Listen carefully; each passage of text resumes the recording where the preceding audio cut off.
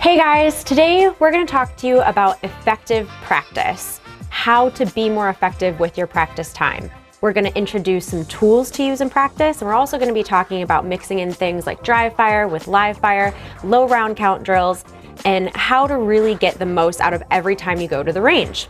One thing that you should always be doing is trying to learn from every shot you take. I've had a couple of different pro shooters and mentors tell me this over time, and you really should, every time you fire a shot, you should be learning something. So some of my favorite tools is gonna be a shot timer. If you don't have one of these, you can get them anywhere. Amazon, your favorite gun store. This is a great, really effective tool. You can use this to time your actual shots. You can use this to be your start signal for a beep, and you can also use this for par time work. So we're gonna get a little bit more into timer, but this is a great tool to have. Another thing you're gonna want is a range journal. One thing you should be focusing on is measurable metrics. When I go to the range, I'm doing consistent drills and measuring my performance every time. Keeping a journal really helps you to know if you're actually getting better. Once again, making your practice that much more effective.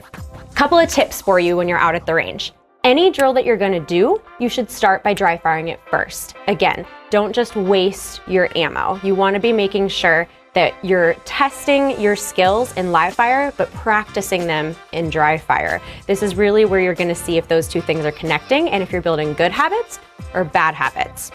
You always wanna make sure that when you are dry firing or live firing, that you have a comfortable stance. You wanna be thinking more of an athletic stance.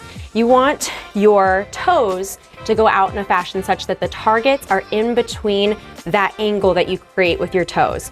You should always be looking to your next target with your eyes. Allow the gun and your core and hips to follow. You see a lot of people doing these awkward things or trying to make these shots this way. You really want to make sure that your body mechanics are always making sense and allowing you to control the gun effectively. You also want to make sure that you're holding the gun with your hands. This is the part that is supposed to hold the gun. You're not holding it with your shoulders, you're not doing anything funny with your neck. You wanna make sure that you're relaxed and comfortable.